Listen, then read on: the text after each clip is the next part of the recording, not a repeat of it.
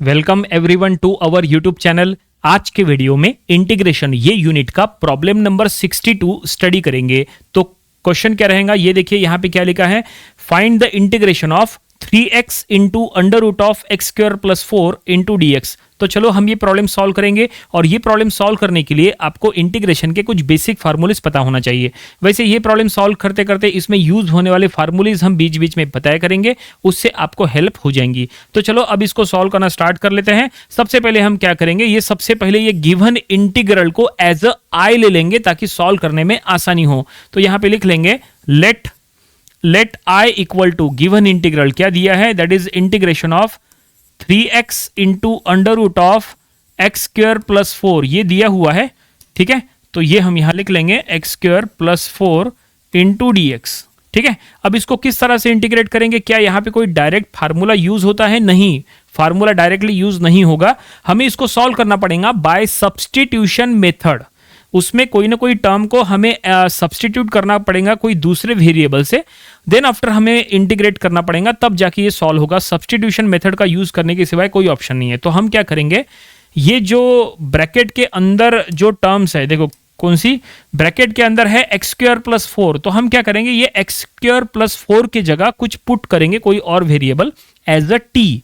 ठीक है, तो हम यहां स्टेटमेंट में लिख लेंगे, तो यहां पे हम लिख लेंगे put x square plus 4 is equal to t, ऐसा पुट करो।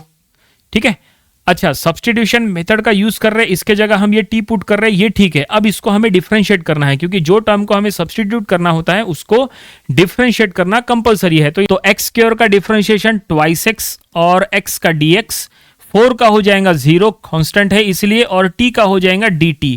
तो इस तरह से ये हमने डिफरेंशिएट कर लिए। थोड़ा सा इसको सॉल्व करो, और यहां पे देखो हम इसको ऐसा लिख लेंगे twice x d x is equal to d t. ठीक है, अब ये 2 को उधर शिफ्ट करो, तो ये हो गया x d x is equal to d t by 2। अब देखिए हमें जो पुट करना है वो मिल चुका है। हमें क्या क्या पुट करना है, हमें एक्स स्क्वायर प्लस 4 के जगह टी पुट करना है, और एक्स डी एक्स के जगह डी टी बाई 2 ऐसा पुट करना है।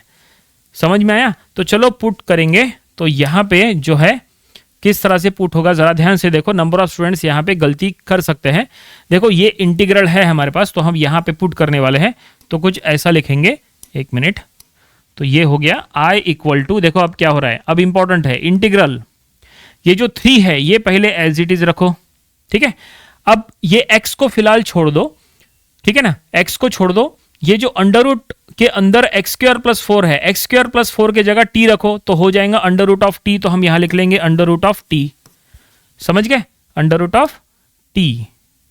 ओके, और अब x और dx को एक साथ पकड़ लो, ये x और dx क्या करो, x dx के जगह dt बाई 2 ऐसा पुट करो।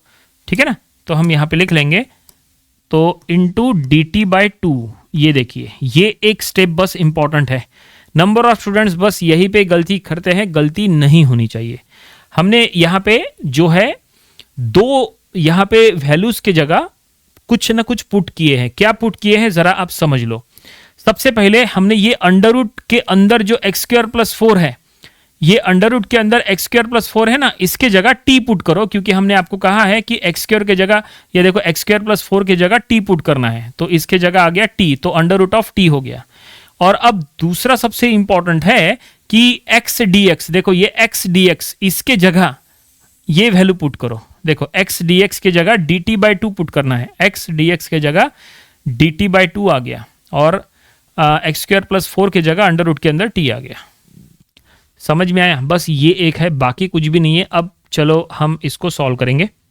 तो अब इसको इंटीग्रेट करना है, तो इसको इंटीग्रेट करना आसान है। सबसे पहले कांस्टेंट टर्म्स वगैरह बाहर ले लो, मतलब 3 और 2 बाहर ले लो, तो 3 बाहर आ गया, 2 भी बाहर आ गया, और अंदर क्या बचा, under root of t into d t. अब अंडर रूट ऑफ टी को बस आपको इंटीग्रेट करना है। किस तरह से इंटीग्रेट करोगे, अंडर रूट ऑफ टी का इंटीग्रेशन का फार्मूला पता है क्या आपको? तो फार्मूला अगर नहीं पता तो हम एक काम करेंगे, इसको आसान करने के लिए क्या करेंगे, ये जो अंडर रूट ऑफ टी है उसको टी टू दी पावर की फॉर्म में लिख लेंगे, इंटीग्रेट करना आसान हो जाएगा। ठीक है, तो हम इसको ऐसा लिख लेंगे, देखो 3 बाई 2 एज इट इज रखो, integration of under root of T यानी T to the power 1 by 2 ऐसा इंटू डी टी। समझ में आया क्या? अंडर रूट यानी ही पावर 1/2 होता है, तो हमने उसको इस तरह से लेके अब इसको इंटीग्रेट करो।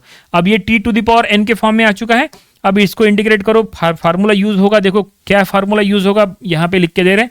Integration of x to the power n dx, ये होता है x to the power n+1 by n+1, ये फार्मूला यूज होता है, प्लस c, ये फार्मूले का अब हम यहाँ पे यूज कर लेंगे।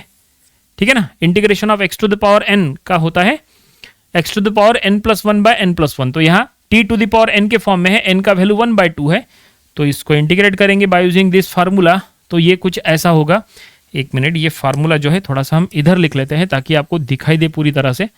ये देखो, ये फार्मूला हमने यहाँ लिख दिए और अब हम यहाँ पे सॉल्व करेंगे, तो ये 3/2 एज इट इज है।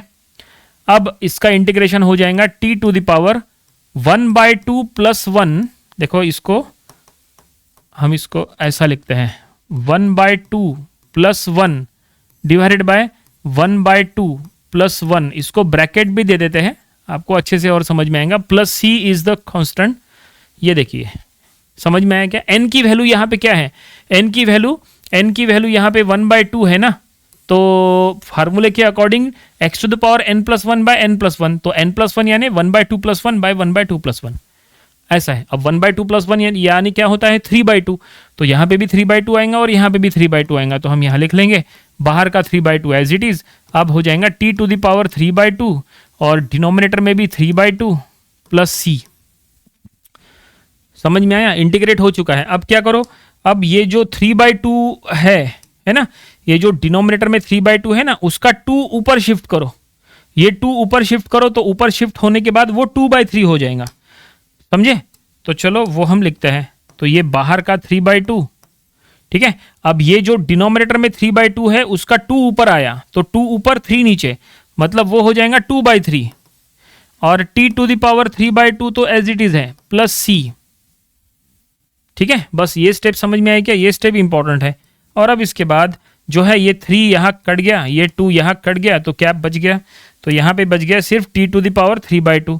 तो चलो अब हम यहाँ लिख लेंगे, ओनली बचा t to the power 3/2 plus c। ठीक है, सब कुछ हो चुका है और ये सॉल्व नहीं होगा। अब यहाँ पे t की ओरिजिनल वैल्यू पुट करो। t की ओरिजिनल वैल्यू क्या है, देखो यहाँ पे दिखती है आपको, t की ओरिजिनल वैल्यू है x² + 4, तो यहाँ t के जगह x² + 4 रखो, तो ब्रैकेट में दे देंगे x² + 4 और इसका पावर है 3/2 प्लस c। और यहाँ तक हमने सॉल्व किए और ये सॉल्व नहीं होगा, ये आपको यहीं पे स्टॉप करना पड़ेगा। तो ये जो हमें रिजल्ट मिला यही हमारा रिक्वायर्ड आंसर है और फाइनली प्रॉब्लम यहीं पे कंप्लीट। उम्मीद करते हैं कि ये प्रॉब्लम आपको समझ में आया होगा।